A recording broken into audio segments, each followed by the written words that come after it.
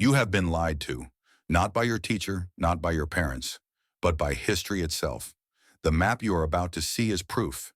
It defies every timeline, every scientific fact, every book on your shelf. For 500 years, it sat hidden, a dangerous fragment of forbidden knowledge. A secret so profound, it proves we are not the first. It proves everything we know about civilization is fundamentally wrong. This isn't just about ancient history. This is about survival. Because the map doesn't just show us what was lost. It shows us what wiped out the people who drew it. If this map is real, the history books are fantasy, and the truth is terrifying. It begins here. Constantinople, 1929, a forgotten library. Workmen are renovating the Topkapi Palace. They find something rolled up in the walls. A map, 500 years old, drawn on gazelle skin by an Ottoman admiral named Piri Reis in 1513. At first, nobody cares. It's just another medieval map. Worthless, except for one small problem. The bottom of this map shows something impossible. It shows the coast of Antarctica. Perfectly. Not modern Antarctica. Not the frozen wasteland we know today. It shows Antarctica without ice. The mountains, the bays, the rivers, all in the exact right places. Here's the problem. Antarctica wasn't officially discovered until 1820. That's over 300 years after this map was drawn, and it hasn't been ice-free for at least 6,000 years. Some scientists say 34 million years, which means whoever made the original map, they drew Antarctica when it was green, when the ice hadn't buried it yet. But according to every history book ever written, there was no advanced civilization 6,000 years ago. Humanity was barely out of the Stone Age. So who made this map? Who had the technology? Who charted an entire continent that would later vanish beneath miles of ice? And why does official history refuse to answer? When the map was first found, scholars were intrigued. But nobody understood what they were looking at. The top section showed South America. The middle showed the Atlantic. But the bottom? Nobody could identify it. It didn't match any known landmass. For decades, the map sat in a museum, a curiosity, an oddity. Nobody paid attention. Until 1956. That's when the United States Navy got involved. A man named Captain Arlington H. Mallory, a Navy engineer and map expert, decided to analyze the map using modern cartographic techniques. What he found shocked him. The map wasn't just accurate, it was mathematically sophisticated. It used spherical trigonometry, a level of mathematics that shouldn't exist in 1513. Most European sailors in 1513 could barely calculate longitude. They used guesswork. Their maps were riddled with errors. But this map, near perfect. Mallory brought his findings to the U.S. Hydrographic Office. They confirmed it. The map showed a real coastline, but they couldn't identify which one. Not yet. Then came Professor Charles Hapgood, a historian from Keene State College. He made the connection. The bottom section of the map wasn't a mistake. It wasn't fantasy, it was Antarctica, specifically Queen Maud Land. But not Antarctica as we see it today. Antarctica as it existed before the ice.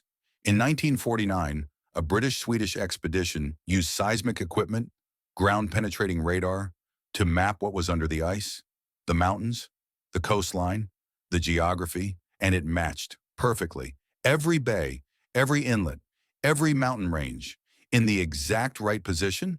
Hapgood was stunned. How could a 1513 map show details that were hidden under 2 miles of ice? Details that modern science only discovered with advanced technology in 1949? Hapgood sent the map to the U.S. Air Force. In 1960, Lieutenant Colonel Harold Z. Ohlmeyer wrote back. His response is chilling. The geographical detail shown in the lower part of the map agrees very remarkably with the results of the seismic profile made across the top of the ice cap. This indicates the coastline had been mapped before it was covered by the ice cap. Read that again. Before it was covered by the ice cap. This is the United States Air Force, confirming that someone mapped Antarctica when it was ice-free. Thousands of years ago. Who? And it gets worse. In 1531, just 18 years after the Piri Reis Map, another cartographer named Oronteus Phineas created a world map, and it also shows Antarctica. But this time, the entire continent, with rivers, mountain ranges, interior details, all matching the real geography beneath the ice. Two different map makers, decades apart, both showing the same impossible knowledge. So where did they get their information? Here's what we know. Piri Reis never went to Antarctica. He admits something crucial. He didn't discover this information, he copied it.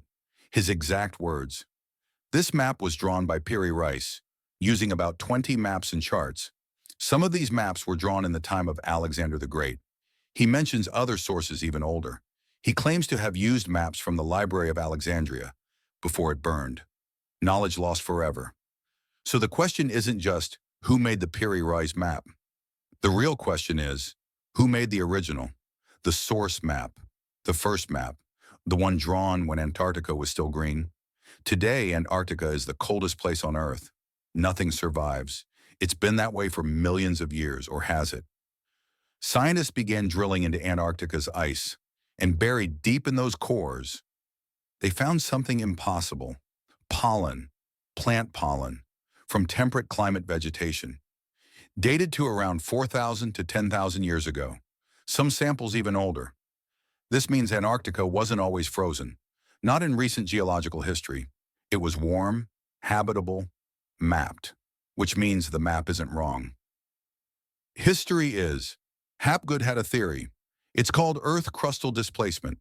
The Earth's crust isn't fixed. It can shift, slide over the molten layer beneath, not slowly like continental drift, fast. In a matter of centuries or even decades, a massive shift could move an entire continent from a temperate zone to the polar region, freezing it almost overnight in geological terms. And here's the kicker. Albert Einstein endorsed this theory. He wrote the foreword to Hapgood's book. He believed it was plausible, but mainstream science dismissed it. Too radical, too dangerous. The academic gatekeepers dismissed it. Because if it's true, if the Earth's crust can shift rapidly, then our entire understanding of geological stability is wrong, and modern civilization is far more fragile than we think. So the theory was buried, just like the truth about Antarctica. Let's ask the question no one wants to answer. If Antarctica was warm and habitable 6,000 to 12,000 years ago, and someone mapped it, with accuracy that rivals modern satellite imaging, then who were they? According to mainstream history, there were no advanced civilizations then, just hunter-gatherers. But these maps exist. They're real, they're accurate. So either option one, our timeline is completely wrong. There was an advanced civilization thousands of years before we thought. They had ships, they had mathematics, they explored the world, and then they vanished, wiped out by some cataclysmic event, leaving only fragments, maps, ruins, myths. Maybe they called it Atlantis, or option two, someone is lying. The academic gatekeepers know, and they're hiding it, because admitting the truth means admitting it could happen again, to us. So which is it? Forgotten history or deliberate cover-up? And the Piri Reis map isn't alone. The Zeno map of 1380 shows Greenland, without ice. The Boache map of 1754 shows Antarctica as two separate landmasses, which is correct. Beneath the ice, Antarctica is actually two islands. But that wasn't discovered until the 1950s. Map after map after map, all showing details that shouldn't be known. The pattern is undeniable. This is evidence. Plato wrote about Atlantis, a great civilization, destroyed in a single day and night by a great cataclysm. He said it happened around 9,600 BC, right around the time Antarctica was still warm. What if Atlantis wasn't an island in the Atlantic, but Antarctica itself, before the ice, before the shift, before it was erased from history? And the only proof that survived are the maps. So why doesn't official history acknowledge this? Why do textbooks still teach that Antarctica was discovered in 1820? Because accepting the truth would mean rewriting everything. It would all collapse.